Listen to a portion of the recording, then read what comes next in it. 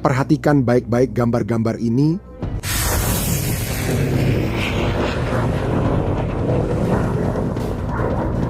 Ini adalah tes nyata.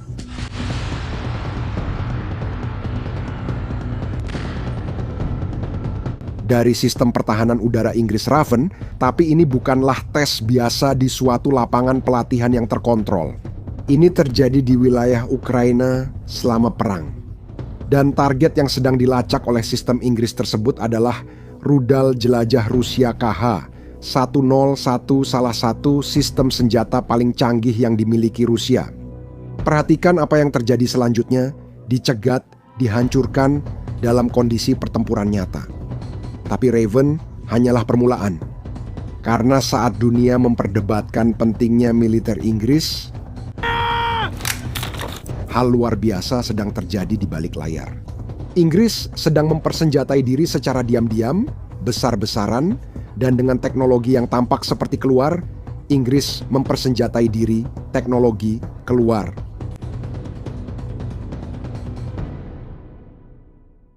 Mari kita mulai dengan sebuah senjata yang mungkin saja menjadi yang paling revolusioner yang akan Anda lihat dalam beberapa tahun ke depan, namanya Dragonfire. Bayangkan sebuah kapal perang Inggris di tengah lautan.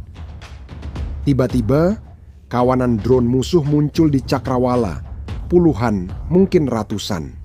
Dalam model pertahanan tradisional, setiap drone harus dijatuhkan dengan sebuah rudal, dan setiap rudal harganya sekitar $130.000.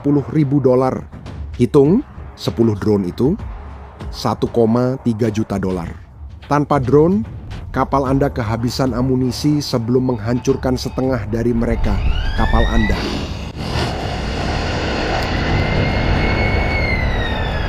Sekarang, bayangkan kawanan drone yang sama, tapi alih-alih rudal, kapal itu menembakkan cahaya yang terfokus dengan kecepatan cahaya. Setiap drone langsung terurai dan biayanya sedikit lebih dari $1 per tembakan, $1. Dragonfire tidak memerlukan amunisi fisik, tidak menghasilkan puing-puing, senyap, tidak terlihat, dan presisinya sangat tinggi, bisa mengenai koin dari jarak 1 km. Awalnya, sistem ini dijadwalkan selesai pada tahun 2032, tetapi dipercepat. Sekarang sudah dikonfirmasi akan dipasang di kapal perusak Inggris hingga tahun 2027. Dalam waktu kurang dari 2 tahun, perhitungan dalam perang laut baru saja diubah sepenuhnya. Tapi laser hanyalah setengah dari persamaannya. Kamu bisa punya senjata terbaik, tapi jika tak bisa mendeteksi musuh dengan cepat, kamu tetap kalah. Dan disinilah Asgard masuk. Asgard bukanlah sebuah senjata, melainkan sebuah jaringan kecerdasan buatan yang menghubungkan semuanya. Drone, satelit, sensor di darat, tentara, tank, semuanya secara real time.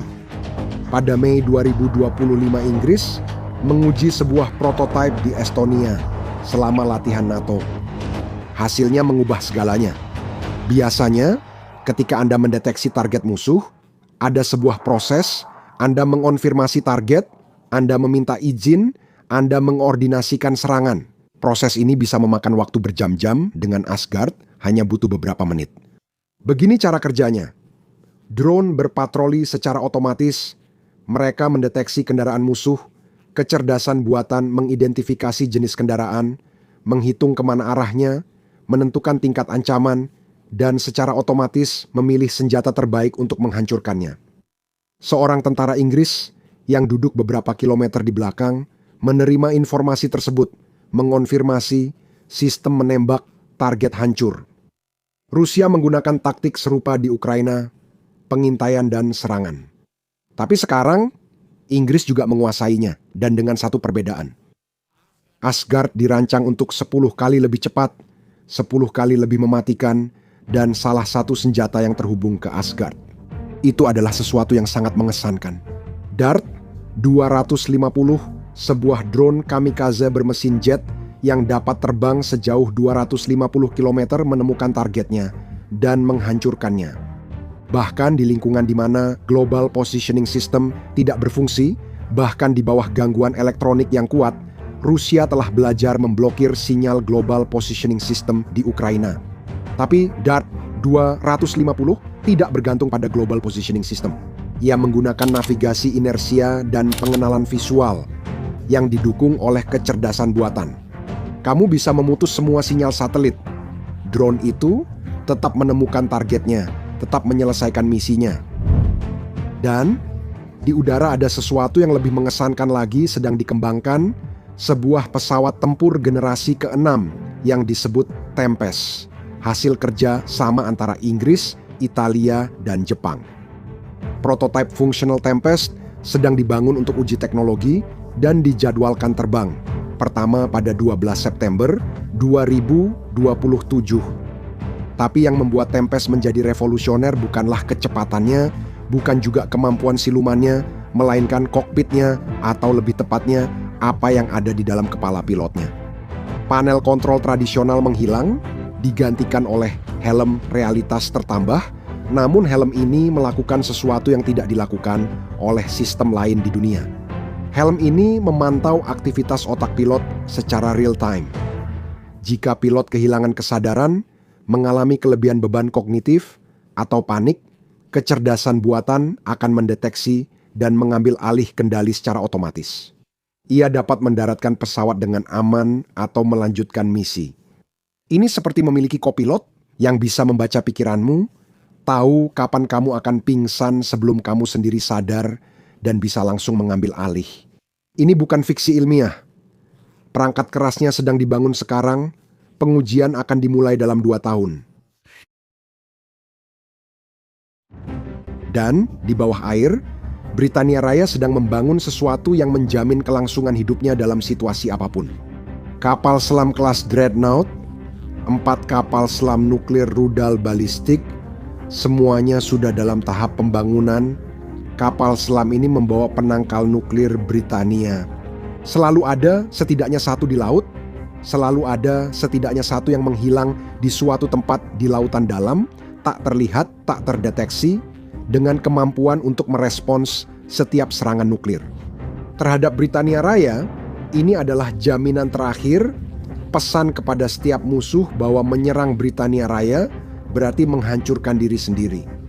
Dan dengan reaktor baru Pressurized Water Reactor 3 dari Rolls-Royce, kapal selam ini menjadi lebih senyap, lebih sulit dilacak, dan lebih mematikan. Sekarang Anda mungkin bertanya-tanya, mengapa? Mengapa semua investasi besar-besaran dalam teknologi militer ini? Kenapa sekarang? Jawabannya ada 4 nama: Rusia, Tiongkok, Iran, Korea Utara. Inggris menyebutnya kuartet mematikan. 4 negara yang semakin terkoordinasi, saling berbagi teknologi, saling mendukung, dan mewakili ancaman yang sama sekali tidak ada 10 tahun yang lalu. Invasi Rusia ke Ukraina bukanlah sekadar peristiwa terpisah, itu adalah peringatan. Peringatan bahwa era perdamaian telah berakhir. Perang konvensional intensitas tinggi antar negara bukan sekadar sejarah, tapi kenyataan saat ini dan berpotensi di masa depan. Ancaman itu datang bukan hanya dari Eropa Timur, tapi juga Kutub Utara. Rusia sedang memperluas kehadiran militernya di utara, dengan pangkalan, kapal selam, dan Inggris telah merespons dengan mendirikan pangkalan permanen untuk marinir kerajaan di Norwegia. Camp Viking, ini adalah kehadiran tetap di perbatasan utara NATO. Ini bukan sekadar simbolis, tapi juga operasional. Ribuan tentara Inggris berlatih di sana dalam kondisi Arktik, belajar bertempur di suhu dingin ekstrem, belajar beroperasi di lingkungan yang bisa menjadi medan pertempuran berikutnya antara NATO dan Rusia. Mencoba mempersiapkan diri untuk latihan di Norwegia. Inggris menyadari sesuatu yang mendasar. Mereka tidak bisa bersaing dalam jumlah, tidak bisa merekrut tentara yang cukup untuk menyamai Rusia, tidak bisa membangun tank dalam skala seperti Tiongkok, jadi mereka harus bersaing dengan cara lain. Teknologi, inovasi, kecepatan, taruhannya sederhana. Jika tak bisa punya banyak tentara, milikilah tentara lebih mematikan. Jika tak bisa banyak kapal, gunakan kapal lebih efisien. Jika tidak bisa menambah rudal, gunakan laser yang biayanya hanya $1. Ini adalah taruhan yang berisiko, karena jika teknologinya gagal, kekurangan jumlah akan menjadi fatal, tetapi ini juga merupakan taruhan yang diperlukan. Karena Inggris tidak punya pilihan lain, dan itulah sebabnya sistem seperti Raven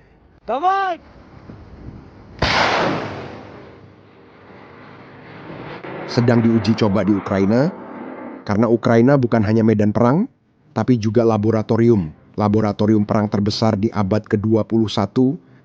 Setiap rudal Rusia yang dicegat, setiap drone yang dijatuhkan, setiap taktik yang diuji menghasilkan data yang dianalisis, kekurangan yang diperbaiki, keberhasilan yang ditiru.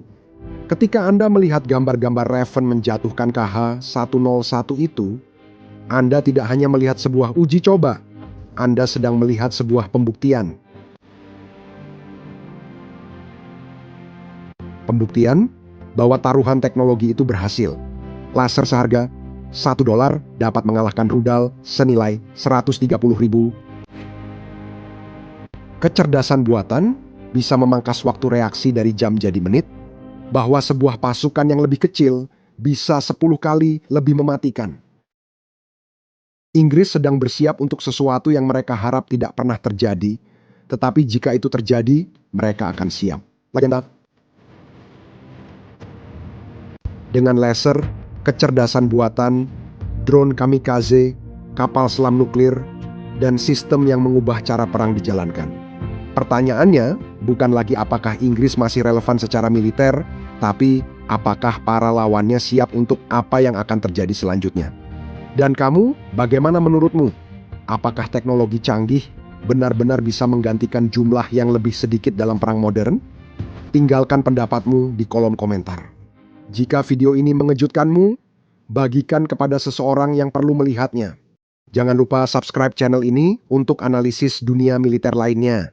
Sampai jumpa di video berikutnya.